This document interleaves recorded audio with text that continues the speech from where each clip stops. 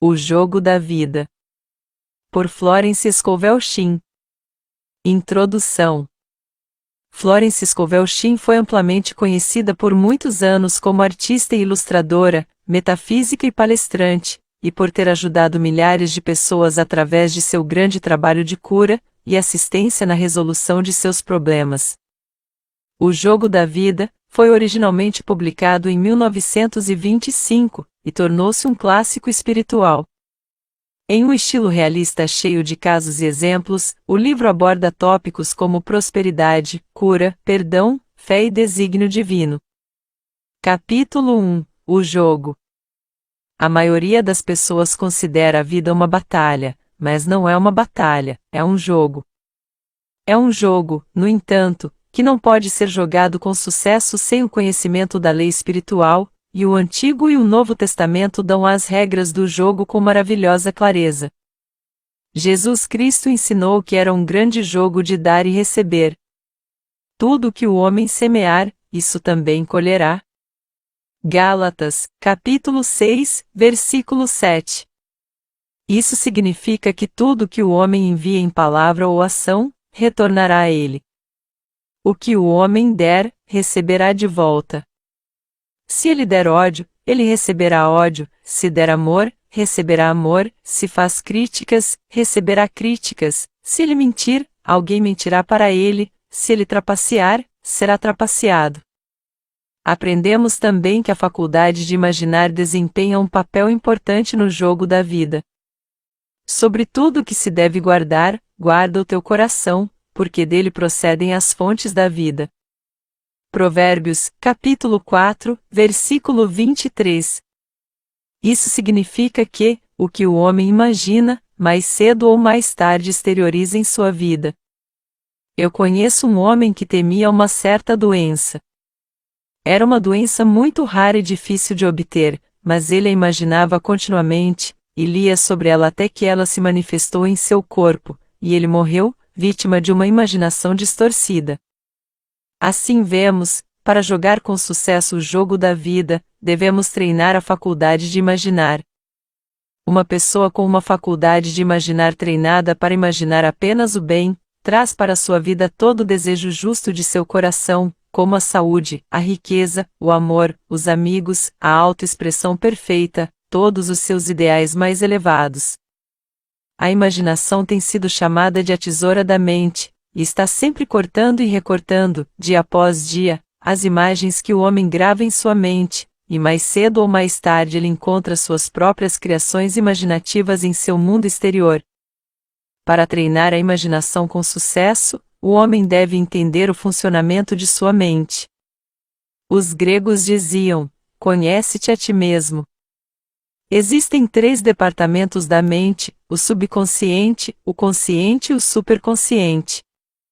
O subconsciente é simplesmente poder, sem direção. É como vapor ou eletricidade, e faz o que é direcionado para fazer, não tem poder de indução. Tudo que o homem sente profundamente ou imagina de forma clara, é impresso na mente subconsciente e realizado nos mínimos detalhes. Por exemplo, uma mulher que conheço, quando criança, sempre fazia de conta que era viúva.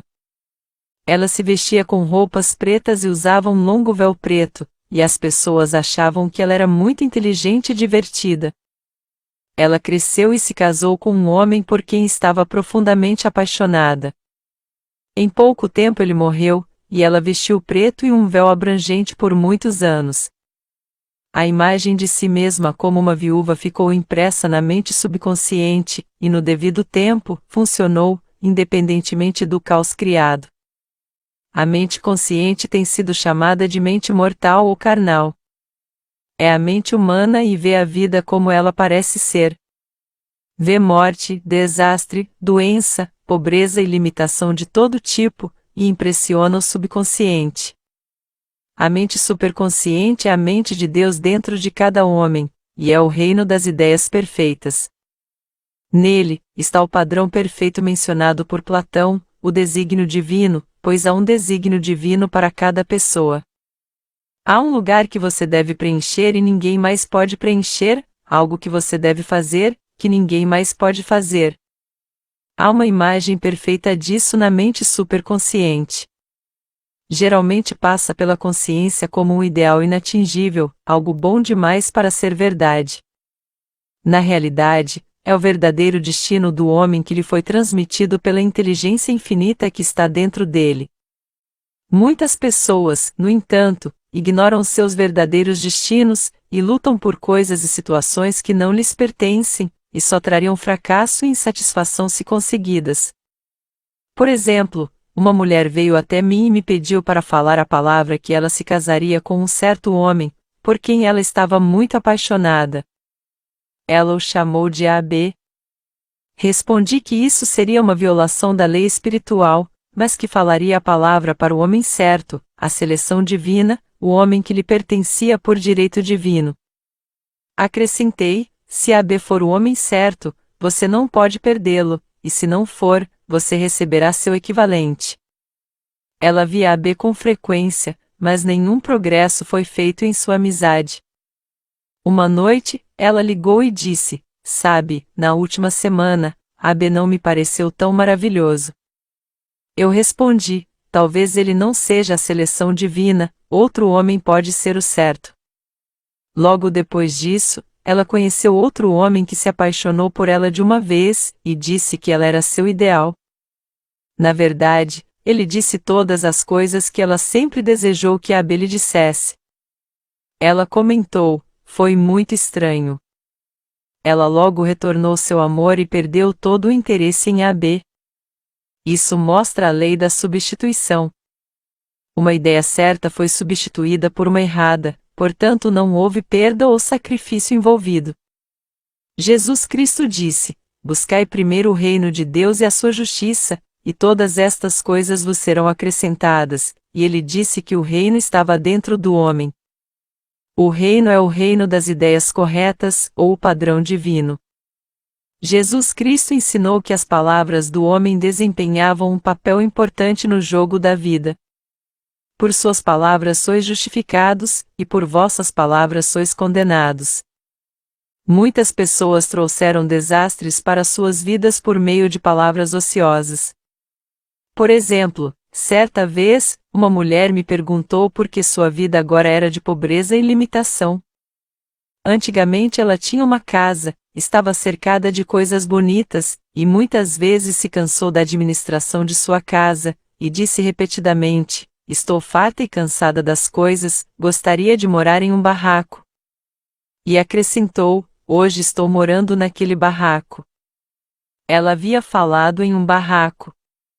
A mente subconsciente não tem senso de humor e as pessoas costumam brincar com experiências infelizes. Por exemplo, uma mulher que tinha muito dinheiro, brincava continuamente sobre se preparar para uma casa de pobreza. Em poucos anos ela estava quase na miséria, tendo impressionado o subconsciente com uma imagem de carência e limitação. Felizmente, a lei funciona nos dois sentidos, e uma situação de carência pode ser transformada em fartura. Por exemplo, uma mulher veio a mim em um dia quente de verão para um tratamento para a prosperidade. Ela estava exausta, triste e desanimada. Ela disse que possuía apenas $8 no mundo.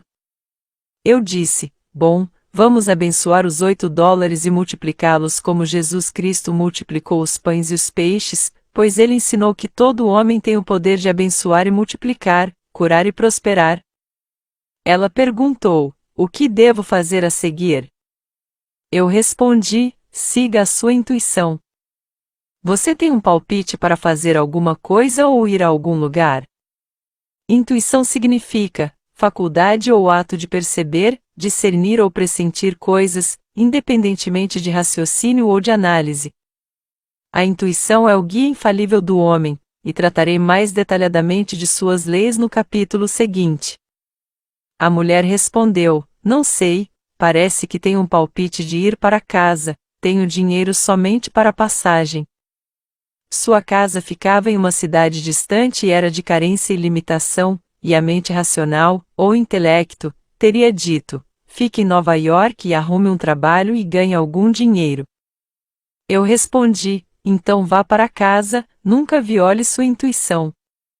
Eu disse as seguintes palavras para ela: Espírito infinito, abre o caminho para grande abundância para essa mulher, ela é um imã irresistível para tudo o que lhe pertence por direito divino. Eu lhe disse para que repetisse continuamente também essa frase. Ela foi para casa imediatamente. Ao visitar uma mulher um dia, ela encontrou um velho amigo de sua família. Por meio desse amigo, ela recebeu milhares de dólares da maneira mais milagrosa. Ela me disse muitas vezes: conte às pessoas sobre a mulher que veio até você com $8 e um palpite. Há sempre muito no caminho do homem, mas só pode ser manifestado através do desejo, da fé ou da palavra falada. Jesus Cristo deixou claro que o homem deve dar o primeiro passo. Pedi, e dar-se-vos-á, buscai e achareis, batei e abrir-se-vos-á. Mateus, capítulo 7, versículo 7. Nas Escrituras lemos: Quanto às obras das minhas mãos, ordene-me. A inteligência infinita, Deus, está sempre pronta para realizar as menores ou maiores demandas do homem. Todo desejo, expresso ou não expresso, é uma demanda. Muitas vezes nos surpreendemos ao ver um desejo subitamente realizado. Por exemplo, numa Páscoa, tendo visto muitas roseiras bonitas nas vitrines das floriculturas, desejei receber uma, e por um instante a vi sendo carregada mentalmente pela porta. A Páscoa chegou, e com ela uma linda roseira. Agradeci a minha amiga no dia seguinte, e disse a ela que era exatamente o que eu queria. Ela respondeu: eu não te mandei uma roseira, eu te mandei lírios.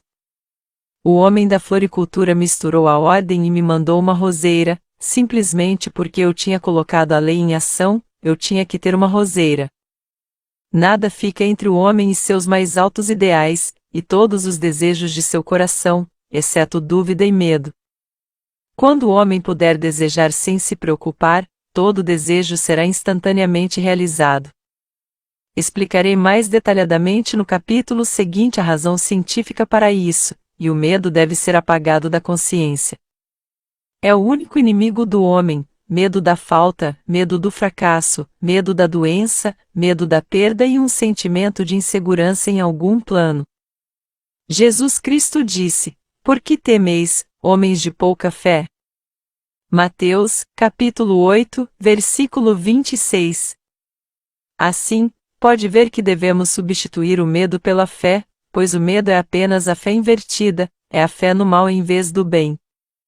O objetivo do jogo da vida é ver claramente o nosso bem, e apagar todas as imagens mentais do mal. Isso deve ser feito impressionando a mente subconsciente com a manifestação do bem. Um homem muito brilhante, que alcançou grande sucesso, disse-me que de repente apagou todo o medo de sua consciência, lendo um cartaz pendurado em uma sala. Ele viu impressa, em letras grandes, esta declaração: por que se preocupar, isso provavelmente nunca acontecerá. Essas palavras foram gravadas indelevelmente em sua mente subconsciente, e ele agora tem uma firme convicção de que apenas o bem pode entrar em sua vida, portanto, apenas o bem pode se manifestar. No capítulo seguinte, tratarei dos diferentes métodos de impressionar a mente subconsciente. É o servo fiel do homem, mas é preciso ter o cuidado de dar-lhe as ordens certas. O homem sempre tem um ouvinte silencioso ao seu lado, sua mente subconsciente. Cada pensamento, cada palavra é impressa nele e executada em detalhes surpreendentes. É como um cantor fazendo um disco no disco sensível da chapa fonográfica. Cada nota e tom da voz do cantor é registrado. Se ele tossir ou hesitar, é registrado também.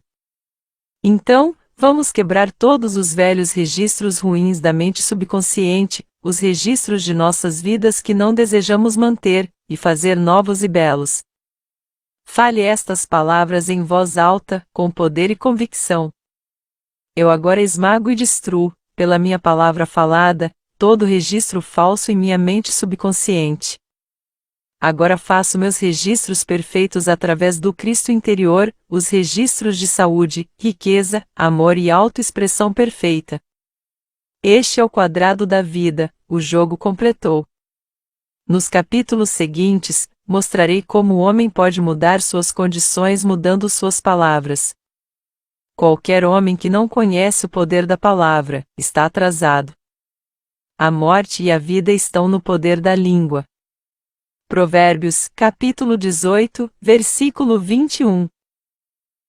Capítulo 2, a lei da prosperidade. Uma das maiores mensagens dada à raça humana através das Escrituras, é que Deus é o suprimento do homem e que o homem pode liberar, por meio de sua palavra falada, tudo o que lhe pertence por direito divino. Ele deve, no entanto, ter fé perfeita em sua palavra falada. Isaías disse: Minha palavra não voltará para mim vazia, mas cumprirá aquilo para onde for enviada. Sabemos agora que palavras e pensamentos são uma tremenda força vibratória, sempre moldando o corpo e as ações do homem. Uma mulher veio a mim muito angustiada, e disse que seria processada no dia 15 do mês no valor de $3.000. Ela não sabia como conseguir o dinheiro e estava desesperada. Eu disse a ela que Deus era seu suprimento, e que há suprimento para cada demanda. Então eu falei a palavra. Agradeci porque a mulher receberia $3.000 na hora certa e da maneira certa. Eu disse a ela que ela deveria ter uma fé perfeita e agir com sua fé perfeita. O 15º dia veio, mas nenhum dinheiro se materializou. Ela me ligou e perguntou o que ela deveria fazer. Eu respondi: é sábado, então eles não vão processá-la hoje. Sua parte é agir como uma pessoa rica, mostrando assim uma fé perfeita de que você receberá o dinheiro na segunda-feira. Ela me convidou para almoçar com ela para manter a coragem. Quando me juntei a ela em um restaurante, disse: não é hora de economizar. Peça um almoço caro, haja como se já tivesse recebido os $3.000. Tudo o que pedirdes em oração, crendo, recebereis. Mateus, capítulo 21, versículo 22. Você deve agir como se já tivesse recebido. Na manhã seguinte ela me ligou e me pediu para ficar com ela durante o dia. Eu disse: não, você está divinamente protegida e Deus nunca tarda. À noite ela telefonou novamente, muito animada e disse: minha querida, um milagre aconteceu. Eu estava sentada no meu quarto esta manhã, quando a campainha tocou, eu disse à empregada: não deixe ninguém entrar. A empregada, no entanto, olhou pela janela e disse: é seu primo com a longa barba branca. Então eu disse: chame-o de volta, eu gostaria de vê-lo. Ele estava virando a esquina, quando ouviu a voz da empregada, e voltou. Conversamos por cerca de 1 hora, e quando estava saindo me disse: a propósito, como estão as finanças? Eu disse a ele que precisava do dinheiro, e ele disse: ora, minha querida, eu lhe darei $3.000 no primeiro dia do próximo mês. Eu não queria dizer a ele que ia ser processada, e que precisava do dinheiro até amanhã. O que devo fazer? Eu respondi: vou continuar tratando. E disse a ela: o Espírito Divino nunca atrasa. Agradeço por ela ter recebido o dinheiro no plano invisível e que ele se manifesta a tempo. Na manhã seguinte, seu primo ligou e disse: venha ao meu escritório esta manhã e eu lhe darei o dinheiro. Naquela tarde, ela tinha $3.000 de crédito no banco, e passou cheques tão rápido quanto sua excitação permitia. Se alguém pede o sucesso e se prepara para o fracasso, obterá a situação para a qual se preparou. Por exemplo, um homem veio até mim pedindo para falar a palavra que uma certa dívida seria liquidada.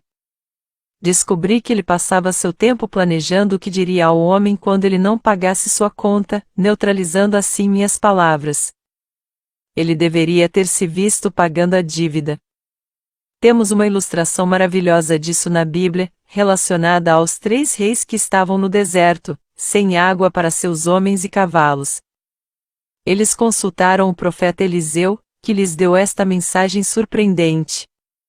Porque assim diz o Senhor, não vereis vento e não vereis chuva, todavia, este vale se encherá de tanta água, que bebereis vós e os vossos animais. Segundo livro de Reis, capítulo 3, versículo 17. O homem deve preparar-se para aquilo que pediu, quando não há o menor sinal disso à vista. Por exemplo, uma mulher achou necessário procurar um apartamento durante o ano em que havia uma grande escassez de apartamentos em Nova York. Foi considerado quase uma impossibilidade, e seus amigos ficaram com pena dela e disseram: "Não é tão ruim, você vai ter que guardar seus móveis e morar em um hotel." Ela respondeu: "Vocês não precisam sentir pena de mim, eu sou um super-homem e vou conseguir um apartamento." Ela falou as palavras: "Espírito infinito, abra o caminho para o apartamento certo." Ela sabia que havia um suprimento para cada demanda, e que ela era incondicionada, trabalhando no plano espiritual, e que um com Deus é a maioria. Ela havia pensado em comprar cobertores novos, quando o tentador, o pensamento adverso ou a mente racional, sugeriu: "Não compre os cobertores, talvez, afinal, você não vai conseguir um apartamento e não terá uso para eles." Ela prontamente respondeu para si mesma: "Vou cavar minhas valas comprando os cobertores." Então ela se preparou para o apartamento, agiu como se já o tivesse. Ela encontrou um apartamento de uma maneira milagrosa, e foi dado a ela, embora houvesse mais de 200 outros candidatos. Os cobertores mostravam fé ativa. É desnecessário dizer que as valas cavadas pelos 3 reis no deserto estavam cheias até transbordar. Segundo livro de Reis, capítulo 2, versículo 20. Entrar na parte espiritual das coisas não é fácil para a pessoa comum. Os pensamentos adversos de dúvida e medo surgem do subconsciente. Eles são o exército dos alienígenas que devem ser postos em fuga. Isso explica por que muitas vezes é mais escuro antes do amanhecer. Uma grande manifestação geralmente é precedida por pensamentos atormentadores. Tendo feito uma declaração de alta verdade espiritual, desafiamos as velhas crenças no subconsciente, e o erro é exposto para ser eliminado.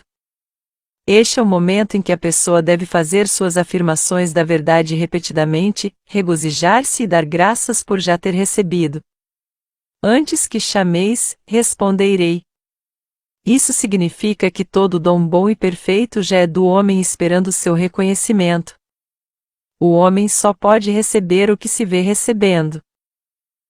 Os filhos de Israel foram informados de que poderiam ter toda a terra que pudessem ver. Isso é verdade para todo homem. Ele tem apenas a terra dentro de sua própria visão mental. Toda grande obra, toda grande realização, foi trazida à manifestação através do apego à visão, e muitas vezes, pouco antes da grande realização, vem o aparente fracasso e desânimo. Os filhos de Israel, quando chegaram à terra prometida, ficaram com medo de entrar, pois diziam que estava cheia de gigantes que fez com que se sentissem como gafanhotos. E lá vimos os gigantes e estávamos à nossa vista como gafanhotos. Esta é a experiência de quase todo homem. No entanto, aquele que conhece a lei espiritual, não é perturbado pela aparência e se regozija enquanto ainda está em cativeiro. Ou seja, ele se apega à sua visão e agradece porque o fim está cumprido, ele recebeu. Jesus Cristo deu um exemplo maravilhoso disso. Ele disse a seus discípulos: "Não dizeis vós que ainda faltam 4 meses e então vem a colheita? Eis que vos digo, levantai os olhos e olhai para os campos, porque já estão maduros para a ceifa." João, capítulo 4, versículo 35. Sua visão clara perfurou o mundo da matéria, e ele viu claramente o mundo quadridimensional, as coisas como elas realmente são, perfeitas e completas na mente divina. Assim, o homem deve sempre manter a visão do fim de sua jornada, e exigir a manifestação daquilo que já recebeu. Pode ser seu par perfeito, saúde, amor, trabalho, sucesso, suprimento, autoexpressão, lar ou amigos. São todas ideias acabadas e perfeitas registradas na mente divina, a própria mente superconsciente do homem, e devem vir através dele, não para ele. Por exemplo, um homem veio até mim pedindo tratamentos para o sucesso. Era imperativo que ele levantasse, dentro de um certo tempo, $50.000 para o seu negócio. O prazo estava quase no fim, quando ele veio até mim em desespero. Ninguém queria investir em sua empresa, e o banco recusou categoricamente um empréstimo. Respondi a ele: suponho que você perdeu a calma no banco, portanto seu poder. Você pode controlar qualquer situação se primeiro se controlar. Volte para o banco, e eu tratarei. Meu tratamento foi: você está identificado no amor com o espírito de todos ligados ao banco. Deixe que a ideia divina se manifeste nesta situação. Ele respondeu: mulher, você está falando de uma impossibilidade. Amanhã é sábado, o banco fecha às 12, e meu trem não me levará até lá antes das 10, e o prazo termina amanhã, e de qualquer maneira eles não me emprestarão a quantia. É tarde demais. Eu respondi: Deus não precisa de tempo e nunca é tarde demais. Com ele todas as coisas são possíveis. E acrescentei: não sei nada sobre negócios, mas sei tudo sobre Deus. Ele respondeu: parece tudo bem quando eu sento aqui e ouço você, mas quando eu saio é terrível. Ele morava em uma cidade distante, e não tive notícias dele por uma semana. Então veio uma carta. A carta dizia: você estava certa. Eu levantei o dinheiro e nunca mais duvidarei da verdade de tudo o que você me disse. Eu o vi algumas semanas depois e perguntei: o que aconteceu? Você evidentemente teve muito tempo, afinal. Ele respondeu: meu trem estava atrasado e cheguei lá apenas 15 minutos para o meio-dia. Entrei no banco em silêncio e disse: vim para o empréstimo, e eles me deram sem questionar. Eram os últimos 15 minutos do tempo concedido a ele, e para o Espírito Infinito não era tarde demais. Neste caso, o homem nunca poderia ter manifestado sozinho. Ele precisava de alguém para ajudá-lo a manter a visão. E isto é o que um homem pode fazer por outro. Jesus Cristo sabia a verdade disso quando disse: se 2 de vocês concordarem na terra quanto a qualquer coisa que pedirem, isso lhes será feito por meu Pai que está nos céus. A pessoa se aproxima demais de seus próprios assuntos e se torna duvidosa e temerosa. O amigo ou curador vê claramente o sucesso, a saúde ou a prosperidade, e nunca vacila, porque ele não está perto da situação. É muito mais fácil manifestar para outra pessoa do que para si mesmo, então uma pessoa não deve hesitar em pedir ajuda, se sentir que está vacilando. Um observador perspicaz da vida disse certa vez: nenhum homem pode falhar se alguém o vê bem-sucedido. Tal é o poder da visão, e muitos grandes homens devem seu sucesso a uma esposa, irmão ou amigo que acreditou nele, e manteve sem vacilar, o padrão perfeito. Capítulo 3 – O poder da palavra. Uma pessoa que conhece o poder da palavra, torna-se muito cuidadosa com sua conversa.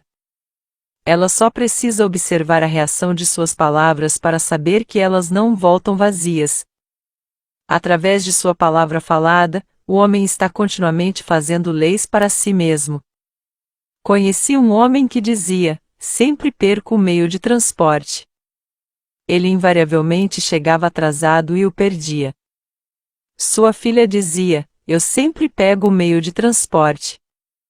Com certeza ele sempre chega, assim que eu chego lá. Isso ocorreu durante anos. Cada um tinha feito uma lei separada para si, uma de fracasso, outra de sucesso.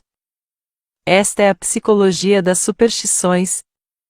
A ferradura ou o pé de coelho não contém poder, mas a palavra falada do homem e a crença de que trará boa sorte, cria expectativa na mente subconsciente e atrai uma situação de sorte.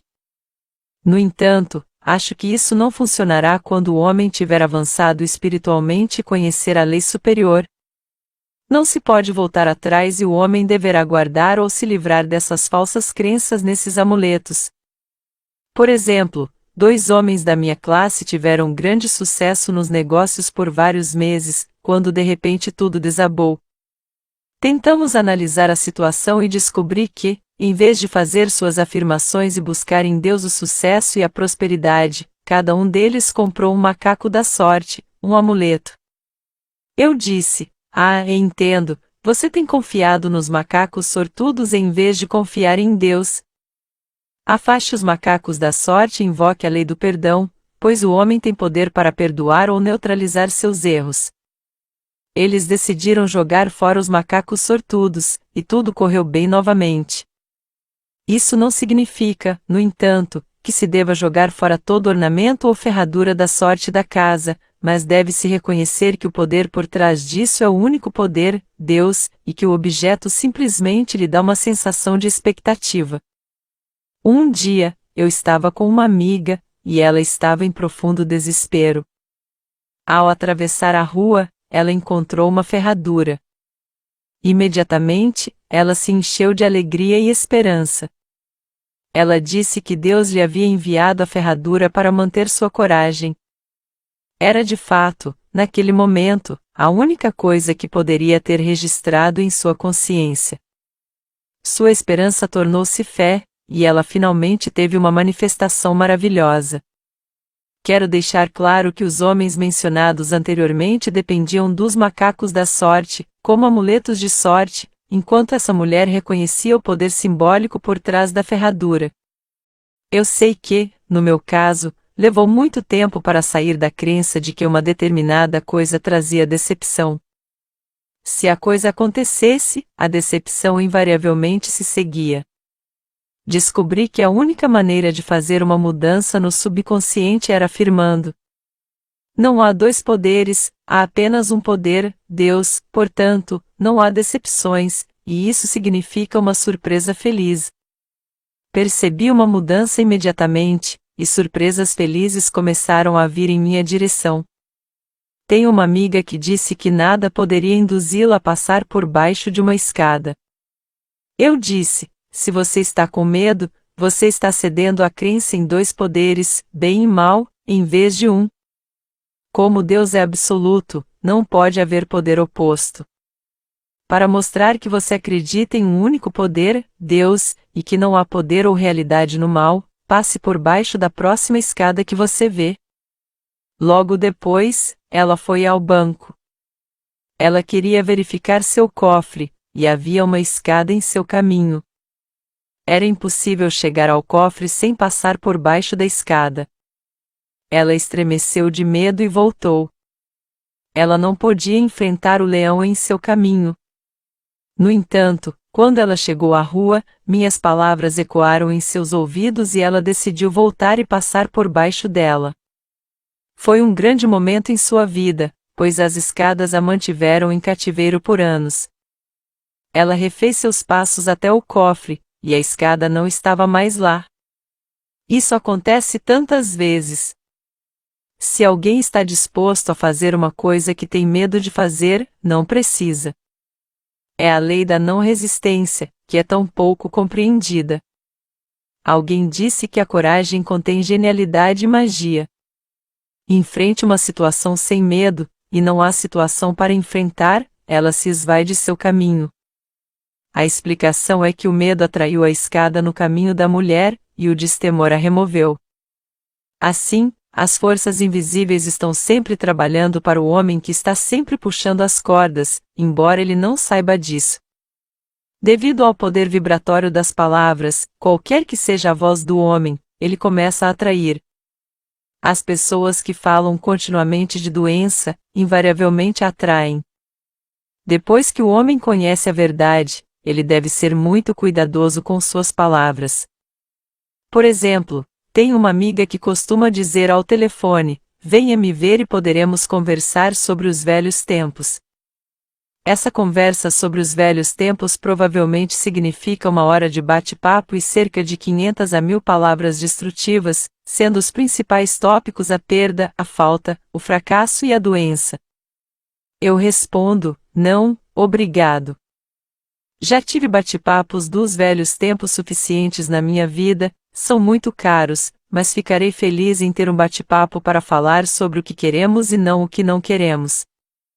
Há um velho ditado que diz que o homem só ousa usar suas palavras para 3 propósitos: curar, abençoar ou prosperar. O que o homem diz de outros serão ditos dele, e o que ele deseja para outro, ele está desejando para si mesmo.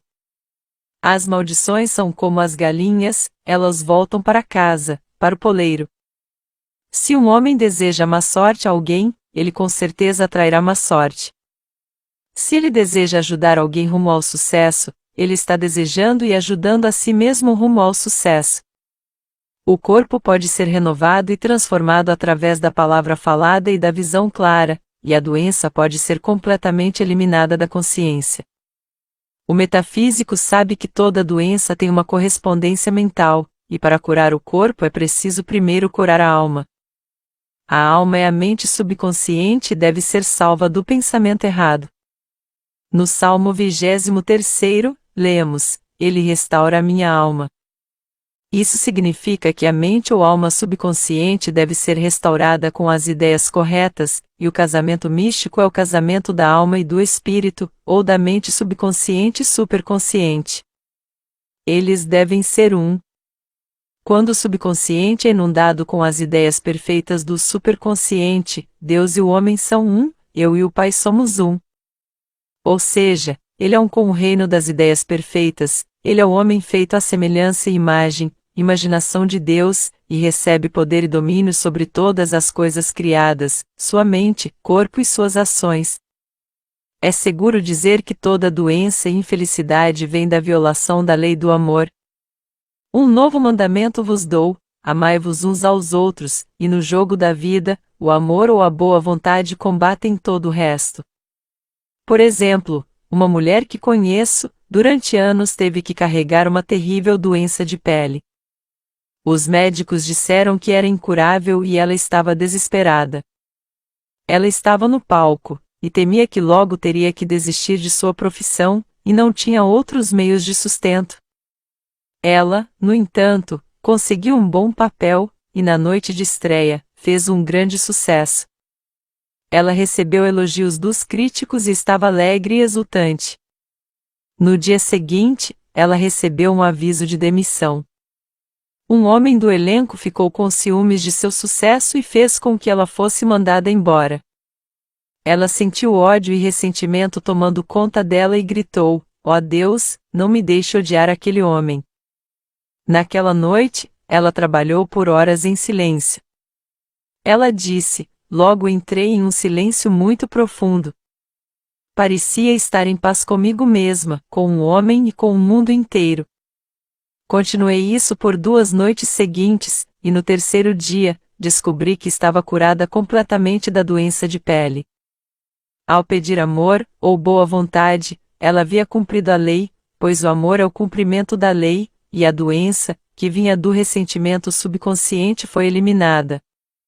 A crítica contínua produz reumatismo, pois pensamentos críticos e desarmônicos causam depósitos anormais no sangue, que se instalam nas articulações.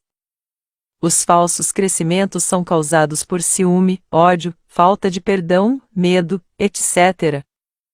Toda doença é causada por uma mente atormentada. Eu disse uma vez, na minha aula: não adianta perguntar a ninguém: qual é o problema com você? Podemos muito bem dizer: quem é o problema com você? A falta de perdão é a causa mais prolífica da doença.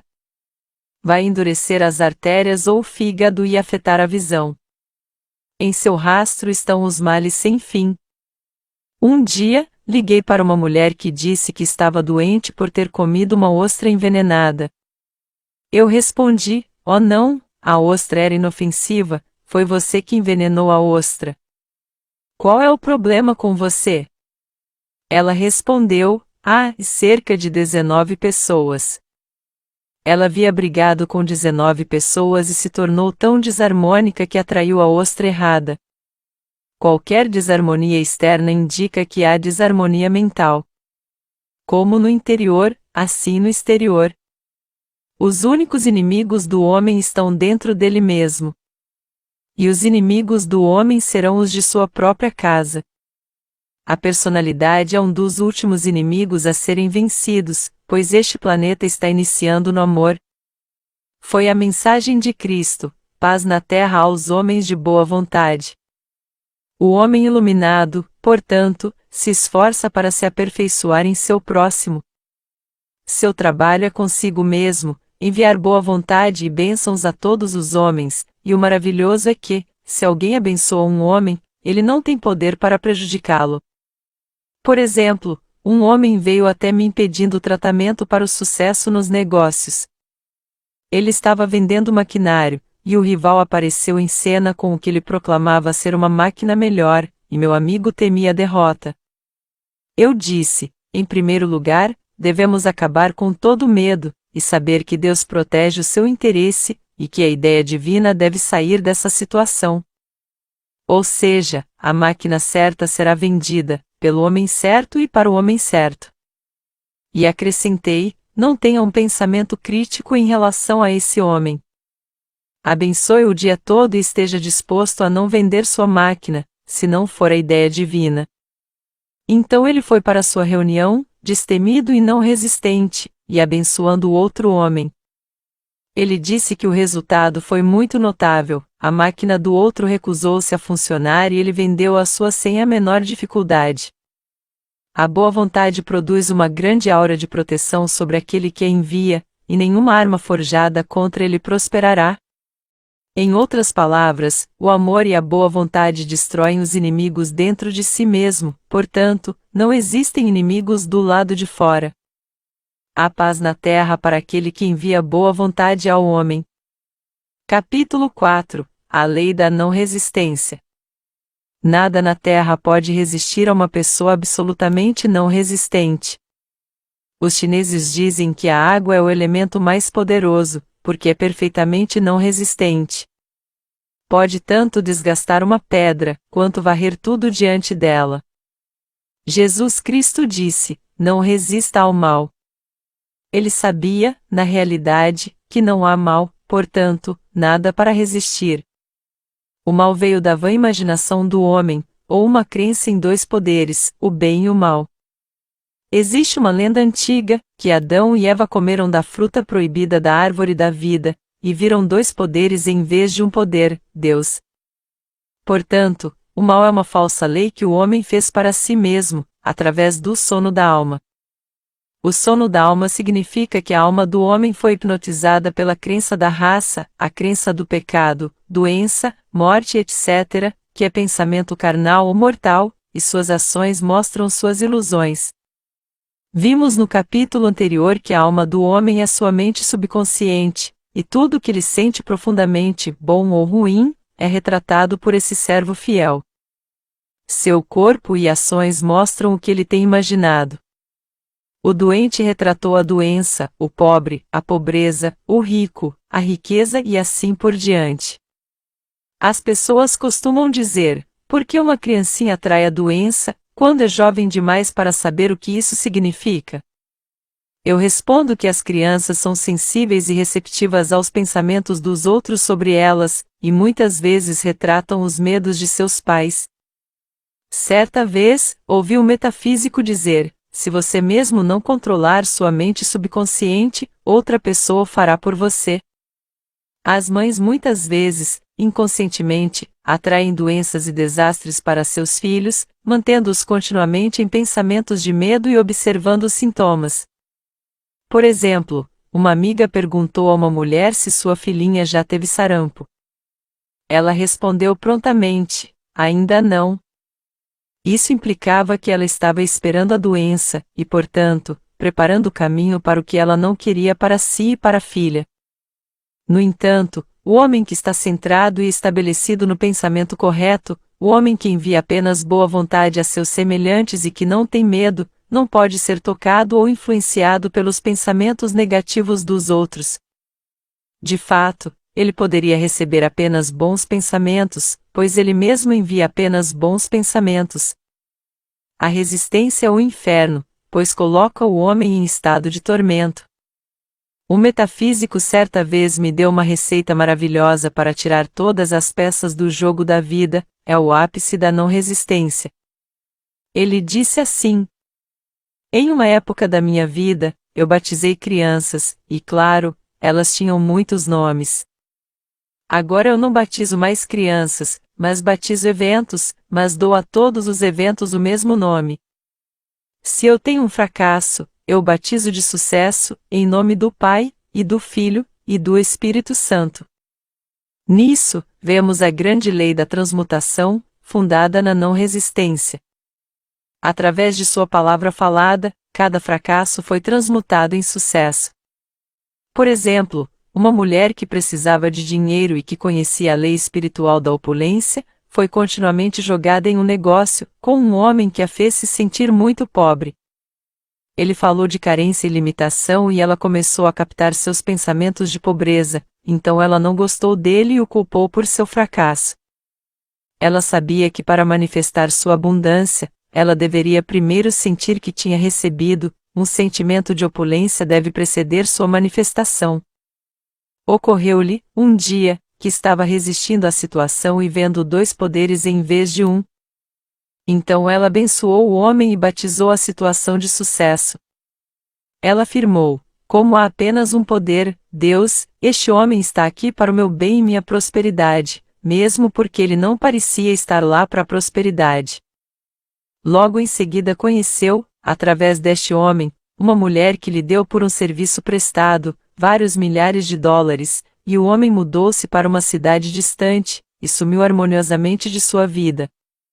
Faça a afirmação: todo homem é um elo de ouro na corrente do meu bem, pois todos os homens são Deus em manifestação, aguardando a oportunidade dada pelo próprio homem para servir ao plano divino de sua vida. Abençoe seu inimigo, e você roubará sua munição. Suas flechas serão transmutadas em bênçãos. Esta lei vale tanto para as nações quanto para os indivíduos. Abençoe uma nação, envie amor e boa vontade a cada habitante, e ela terá seu poder de prejudicar retirado. O homem só pode ter a ideia correta da não resistência, através da compreensão espiritual. Meus alunos costumam dizer: não quero ser um capacho. Eu respondo: quando você usa a não resistência com sabedoria, ninguém jamais será capaz de passar por cima de você. Outro exemplo: um dia eu estava esperando impacientemente um telefonema importante. Resisti a todas as ligações recebidas e não fiz nenhuma ligação, raciocinando que isso poderia interferir no que eu estava esperando.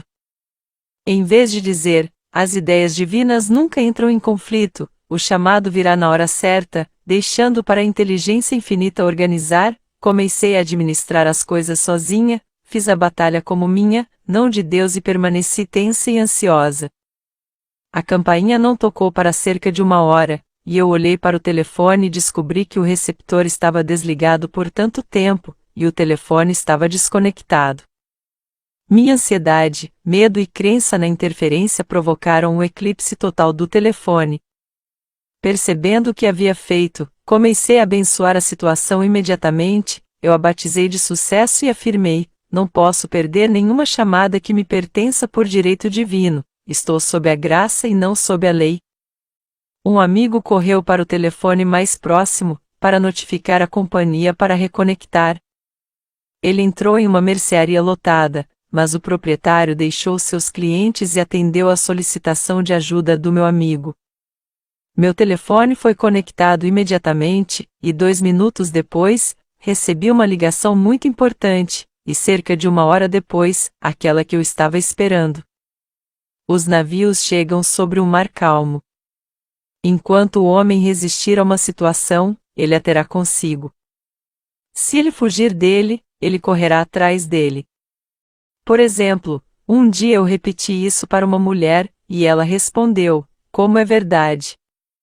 Eu estava infeliz em casa, não gostava da minha mãe, que era crítica e dominadora, então fugi e me casei, mas me casei com a minha mãe, pois meu marido era exatamente como minha mãe, e eu tive que enfrentar a mesma situação novamente. Concorde com seu adversário rapidamente. Isso significa concordar que a situação adversa é boa, não se incomodar com ela e ela cairá por conta própria. Nenhuma dessas coisas me comove, é uma afirmação maravilhosa. A situação desarmônica vem de alguma desarmonia dentro do próprio homem. Quando não há nele nenhuma resposta emocional a uma situação desarmoniosa, ela se desvanece para sempre de seu caminho. Assim, vemos que o trabalho do homem é sempre consigo mesmo. As pessoas me disseram: dê tratamentos para mudar meu marido ou meu irmão. Eu respondo: não, eu darei tratamentos para mudar você. Quando você mudar, seu marido e seu irmão mudarão. Uma de minhas alunas tinha o hábito de mentir. Eu disse a ela que era um método de falha e se ela mentisse, ela seria enganada. Ela respondeu: eu não me importo, não posso viver sem mentir. Um dia ela estava falando ao telefone com um homem por quem ela estava muito apaixonada.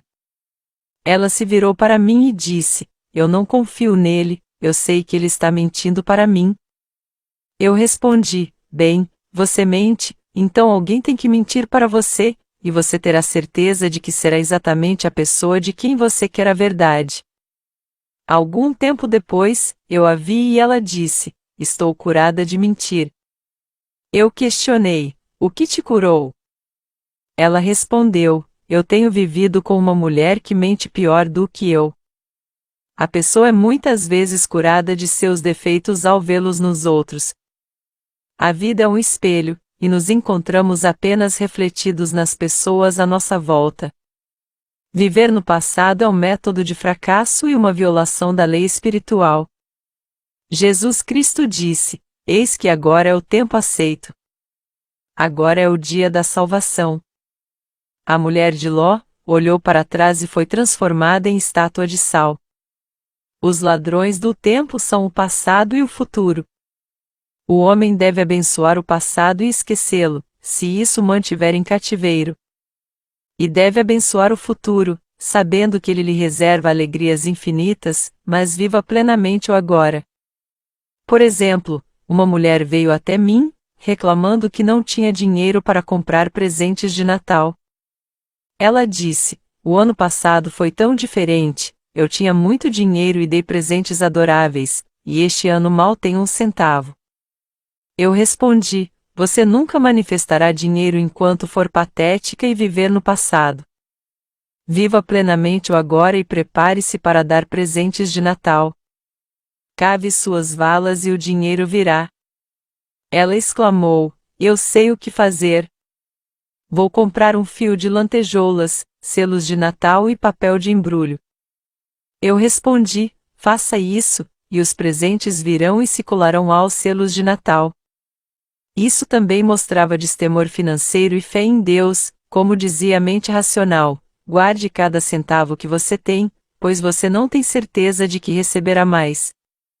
Ela comprou os selos, papel e barbante, e poucos dias antes do Natal, recebeu um presente de várias centenas de dólares.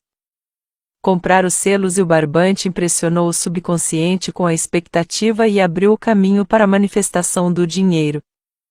Ela comprou todos os presentes que queria. O homem deve viver suspenso no momento. Olhe bem, portanto, para este dia. Tal é a saudação da aurora. Frase de uma antiga oração em sânscrito. Ele deve estar espiritualmente alerta, sempre aguardando suas orientações, aproveitando todas as oportunidades. Um dia, eu disse continuamente e silenciosamente: Espírito infinito, não me deixe perder nenhuma oportunidade. E algo muito importante me foi dito naquela noite. É muito necessário começar o dia com as palavras certas. Faça uma afirmação imediatamente ao acordar. Por exemplo: Espírito infinito, que sua vontade seja feita neste dia. Hoje é um dia de realizações, eu dou graças por este dia perfeito, milagre seguirá milagre, e maravilhas nunca cessarão. Faça disso um hábito, e verá maravilhas e milagres entrarem em sua vida. Certa manhã, peguei um livro e li: olhe com admiração para o que está diante de você. Parecia ser a minha mensagem do dia, então eu repeti várias vezes: olhe com admiração para o que está diante de você. Por volta do meio-dia, uma grande soma de dinheiro me foi dada, que eu desejava para um determinado propósito. Nos capítulos seguintes, darei afirmações que considero mais eficazes. No entanto, nunca se deve usar uma afirmação, a menos que seja absolutamente satisfatória e convincente para sua própria consciência, e muitas vezes uma afirmação é alterada para se adequar a pessoas diferentes. Por exemplo, a seguinte afirmação trouxe sucesso para muitos: tenho um trabalho maravilhoso, de uma forma maravilhosa, presto um serviço maravilhoso, por um pagamento maravilhoso. Dei as 2 primeiras linhas a uma de minhas alunas, e ela acrescentou as 2 últimas. Ela fez uma declaração muito poderosa, pois sempre deve haver um pagamento perfeito para um serviço perfeito, e uma rima afunda facilmente no subconsciente. Ela começou a cantá-la em voz alta e logo recebeu um trabalho maravilhoso de uma maneira maravilhosa, e prestou um serviço maravilhoso por um pagamento maravilhoso. Outro estudante, um homem de negócios, pegou e mudou a palavra trabalho para negócios. Ele repetiu: tenho um negócio maravilhoso, de uma maneira maravilhosa, e presto um serviço maravilhoso por um pagamento maravilhoso. Naquela tarde ele fez um acordo de $41.000, embora não houvesse atividade em seus negócios por meses. Cada afirmação deve ser cuidadosamente redigida e cobrir completamente o terreno. Por exemplo, conheci uma mulher que estava passando muita necessidade e fez uma demanda de trabalho. Ela recebeu muito trabalho, mas nunca foi paga por nada. Ela agora sabe acrescentar: serviço maravilhoso por um pagamento maravilhoso. É direito divino do homem ter abundância. Mais do que o suficiente. Seus celeiros devem estar cheios, e sua taça deve transbordar. Esta é a ideia de Deus para o homem, e quando o homem derrubar as barreiras da falta em sua própria consciência, a idade de ouro será sua, e todos os desejos justos de seu coração serão realizados. Capítulo 5 – A lei do karma e a lei do perdão. O homem recebe apenas aquilo que dá. O jogo da vida é um jogo de bumerangues. Os pensamentos, atos e palavras do homem, mais cedo ou mais tarde, voltam a ele com espantosa precisão. Esta é a lei do karma, que em sânscrito significa retorno, efeito, consequência. Tudo o que o homem semear, ele colherá. Por exemplo, uma amiga me contou essa história dela mesma, ilustrando a lei. Ela disse: eu faço todo o meu karma na minha tia, o que quer que eu diga a ela, alguém me diz. Muitas vezes fico irritada em casa, e um dia, disse a minha tia, que estava conversando comigo durante o jantar: chega de conversa, quero comer em paz. No dia seguinte, eu estava almoçando com uma mulher com quem queria causar uma boa impressão. Estava conversando animadamente, quando ela disse: chega de conversa, quero comer em paz. Minha amiga está em alto nível de consciência, então seu karma retorna muito mais rapidamente do que no plano mental. Quanto mais o homem sabe, mais ele é responsável, e uma pessoa com um conhecimento da lei espiritual, que ele não pratica, sofre muito em consequência. O temor do Senhor, a lei, é o princípio da sabedoria. Se lermos a palavra Senhor, como lei, muitas passagens da Bíblia ficarão muito mais claras. A vingança é minha, eu retribuirei, diz o Senhor. Se modificarmos ficará assim: a vingança é minha, eu retribuirei, diz a lei. É a lei que se vinga, não Deus. Deus vê o homem perfeito, criado à sua própria imagem, à sua própria imaginação, e recebe poder e domínio. Esta é a ideia perfeita do homem, registrado na mente divina, aguardando o reconhecimento do homem, pois o homem só pode ser o que ele vê a si mesmo ser, e somente alcançar o que ele se vê alcançando. Nada acontece sem um observador, esse é um ditado antigo. O homem vê primeiro seu fracasso ou sucesso, sua alegria ou tristeza, antes que se torne visível a partir das cenas estabelecidas em sua própria imaginação. Observamos isso na mãe imaginando a doença para o filho, ou na mulher vendo o sucesso para o marido. Jesus Cristo disse: "E conhecereis a verdade e a verdade vos libertará." Assim, vemos que a liberdade, de todas as condições infelizes, vem através do conhecimento, um conhecimento da lei espiritual. A obediência precede a autoridade, e a lei obedece ao homem quando ele obedece à lei. A lei da eletricidade deve ser obedecida antes de se tornar serva do homem. Quando manuseado de forma ignorante, torna-se o inimigo mortal do homem. Assim com as leis da mente. Por exemplo, uma mulher com uma forte vontade pessoal desejava possuir uma casa que pertencesse a um conhecido, e muitas vezes fazia imagens mentais de si mesma morando na casa. Com o tempo, o homem morreu e ela se mudou para a casa. Vários anos depois, tendo conhecimento da lei espiritual, ela me perguntou: "Você acha que eu tive alguma coisa a ver com a morte daquele homem?" Eu respondi: "Sim, seu desejo era tão forte que tudo abriu caminho para ele, mas você pagou sua dívida kármica. Seu marido, a quem você amava devotadamente, morreu logo depois, e a casa foi um elefante branco em suas mãos por anos." Na verdade, o proprietário original, no entanto, não poderia ter sido afetado por seus pensamentos se ele fosse positivo, nem seu marido, mas ambos estavam sob a lei kármica. A mulher deveria ter dito, sentindo o grande desejo pela casa, a seguinte afirmação: "Inteligência infinita, dá-me a casa certa, igualmente encantadora como esta, a casa que é minha por direito divino." A seleção divina teria dado satisfação perfeita e trazido o bem a todos. O padrão divino é o único padrão seguro para trabalhar.